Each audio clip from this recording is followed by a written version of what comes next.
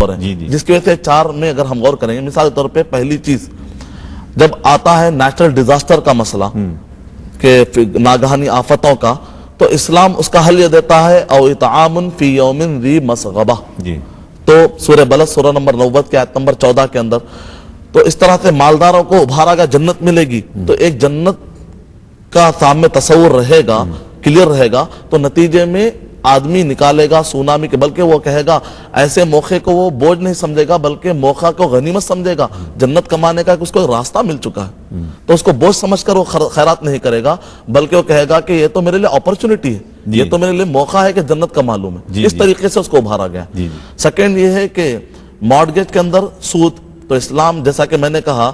جیسا کہ علامہ ابن تیمیہ رحمۃ اللہ علیہ کہتے ہیں کہ مسئلے کو نہ اٹھانا بھی مسئلے کا حل کرنے کا ایک طریقہ ہے، مسئلے اٹھاتے کیوں ہیں کہ حل کرنا پڑے، تو چونکہ سود کی وجہ سے نقصان آ رہا ہے تو اسلام تو سود کو اٹھاتا ہی نہیں ہے، نتیجے میں یہ مسئلہ بھی خود بخود ختم ہو جائے گا۔ تیسرا جو آیا ہے فراڈ، اسلام یہ کہتا ہے، اسلام یہ دنیا والے کہتے ہیں کہ فراڈ یا غش غیر اخلاقی حرکت ہے، جبکہ اسلام یہ کہتا ہے کہ غیر دینی حرکت ہے، اس کو غیر ایمانی حرکت ہے، اس کو ایمان سے جوڑ دیا گیا، کا مطلب یہ بھی مسئلہ خود بخود ختم ہو گیا۔ تو اب چوتھا جو باقی رہ گیا ہے وار کا سسٹم، تو قرآن مجید یہ کہتا ہے سورہ بقرہ سورہ نمبر 2 کے آیت نمبر 203 میں وَإِذَا تَوَلَّا سَعَى فِي الْأَرْضِ لِيُفْسِدَ فِيهَا وَيُهْلِكَ الْحَرْثَ وَالنَّسْلَ وَاللَّهُ لَا يُحِبُّ الْفَسَادَ، کہ اللہ سبحانہ وتعالیٰ ایسے فساد کو پسند نہیں کرتا، جس کو سورہ مائدہ نمبر 5 کے آیت نمبر 32 میں کہا گیا من اجل ذالک کتبنا علی بنی اسرائیل انہ من قتل نفسا بغیر نفس او فساد فی الارض فکأنما قتل الناس جميعا، جس نے کسی ایک معصوم کی جان لے لی، چاہے وہ معصوم انوسنٹ مسلمان ہو چاہے غیر مسلم ہو، گویا کہ اس نے پورے ناحق اگر کوئی کسی ایک معصوم کی مسلم ہو چاہے غیر مسلم ہو، معصوم کی اگر وہ جان لے لیتا ہے گویا کہ اس نے پورے انسانوں کو قتل کرنے کا گناہ اپنے ذمہ لکھ لیا۔ کا مطلب اقلاع کہ خود بخود جو $3 ٹریلین کا جو خرچہ آیا ہے، اگر یہ ایسے وار روک لی جاتی تو گویا یہ پیسہ کام آتا، نتیجے میں پیچ اپ کرنے کے لیے، پیوند کاری کے لیے کام آتا۔ تو اسلام کا جو سسٹم ہے وہ سسٹم اس انداز میں بتایا گیا ہے، یہی وجہ ہے کہ ہم کو 3 جملے ملتے ہیں، ایک ہے مورس الیاس، وہ کہتے ہیں یہاں پر 1 منٹ ہے، اسی لیے اسلام میں جو ہے جنگ کی ہمت افزائی نہیں کی گئی ہے، بلکہ یوں کہا گیا لا تتمنوا لقاء العدو، بالکل، وَإِذَا لَقِيتُمْ فَثْبُتُوا، کہ جو ہے دشمن سے ملاقات کی تمنا نہیں کرو، یعنی جنگ ہونے کی تمنا نہیں کرو، لیکن اگر ہو جائے تو ثابت قدم ہو جاؤ، یعنی اپنے موقف سے ہٹو نہیں۔ تو اس لیے جو ہے یعنی گویا یہاں پر اسلام پوری دنیا میں جو ہے صلح و آشتی کا پیغام دینا چاہتا ہے کہ ہر کسی کو، یعنی گویا یہ ہر کسی کو یہ کہ دل میں یہ ہونی چاہیے کہ جنگ کی صورتحال پیدا نہ ہونے پائے، کسی بھی طرح سے جنگ کی صورتحال نہ پیدا ہو، اگر کہیں اختلاف ہے تو اس کو بات چیت کے ذریعے، صلح کے ذریعے اور دوسری چیزوں سے اس کو ٹالنے کی کوشش کی جائے، جنگ، کیونکہ جنگ کسی مسئلے کا حل نہیں ہے، اور جنگ کے ذریعے جو یہ کہا جا رہا ہے کہ جنگ کے ذریعے اسلام چاہتا ہے اپنے موقف کو منوانا، یہ بالکل سراسر غلط ہے۔ کبھی پوری تاریخ نبی صلی اللہ علیہ وسلم کے زمانے سے لے کر آج تک ایسی کوئی تاریخ نہیں ہے کہ جہاں پر اسلام قبول کرانے کے لیے کسی کو فورس ڈالا گیا ہو، دباؤ بھی ڈالا گیا ہو، جنگ تو چھوڑیے، کسی کو زور زبردستی بھی نہیں کی گئی ہے کہ آپ مسلمان ہو جاؤ اور نہ آپ کو گھر سے نکال دیں گے، آپ کو ملک بدر کر دیں گے، آپ یہ کر دیں گے۔ آپ کے چچا ابو طالب آپ ہی کے گھر میں تھے، رہتے تھے، ساری دنیا کو آپ صلح کی دعوت، ان کو بھی دعوت دیتے تھے، لیکن کبھی یہ نہیں کہا چچا آپ مسلمان نہیں ہوں گے تو ہم آپ کو کھانا بند کر دیں گے، آپ کو ہم نکال دیں گے، آپ کا ساتھ چھوڑ کے ہم خود چلے جائیں گے، یہ بھی نہیں کہا، بلکہ آپ ہمیشہ ان کے مرتے مرتے ان کو اسلام کی دعوت دیتے رہے، لیکن پیار سے، محبت سے۔ اور وہ انسان جو نبی کریم صلی اللہ علیہ وسلم کو قتل کرنے آیا تھا والعیاذ باللہ، تلوار آپ کی اٹھا کر کے اور آپ کو قتل کرنے کے ارادے سے آپ کو جگایا، لیکن اللہ تعالیٰ نے آپ کی حفاظت کی اور تلوار اسے ہاتھ سے گری، تو آپ نے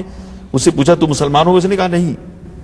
اور آپ نے اس کو نہیں کہا تو نہیں مسلمان ہو گئے تو نہ قتل، کیونکہ وہ قاتل تھا، آپ چاہتے تو اس کو قتل کر دیتے، اس کا قتل جائز ہو چکا تھا۔ فتح مکہ کے موقع پر معافی نہ ہوتی اور قتل کا پیغام عام ہوتا تھا،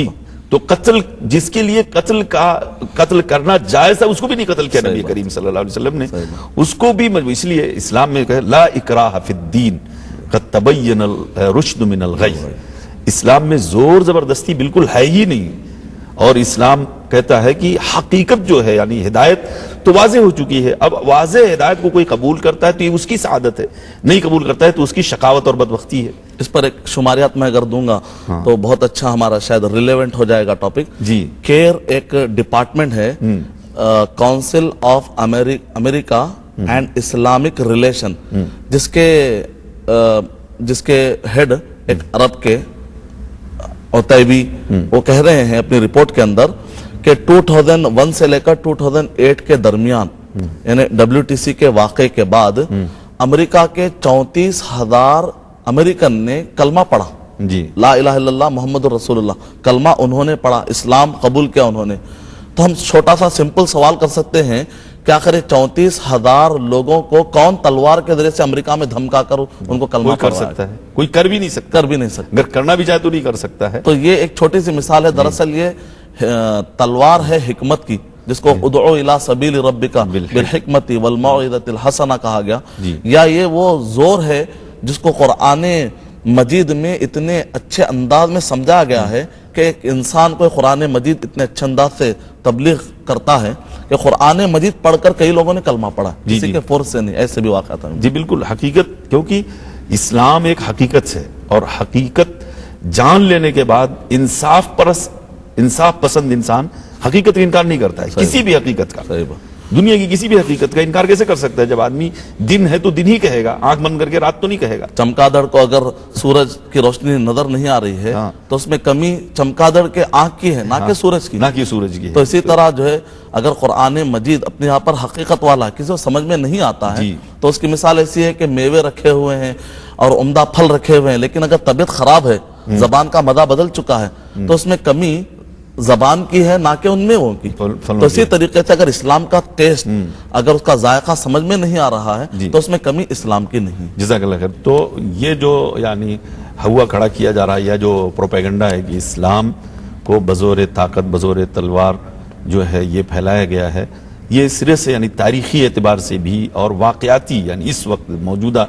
دور میں بھی جو ہے اس پروپیگنڈے کی تردید ہو جاتی ہے. تاریخ پڑھنے والے بھی پڑھ سکتے ہیں, نبی اکرم صلی اللہ علیہ وسلم کے زمانے سے لے کر, اور آج اس دور میں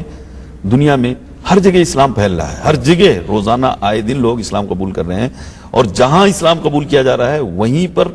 اسلام جو ہے وہ کمزور ہے. حالانکہ اس کے ہاتھ میں کچھ بھی نہیں ہے سوائے اس کی کہ اس کے پاس تعلیمات ہے, صرف اس کے پاس حقائق ہیں, صرف گویا اور علمی حقائق ہیں. تو جتنا علم کو ترقی ہوگی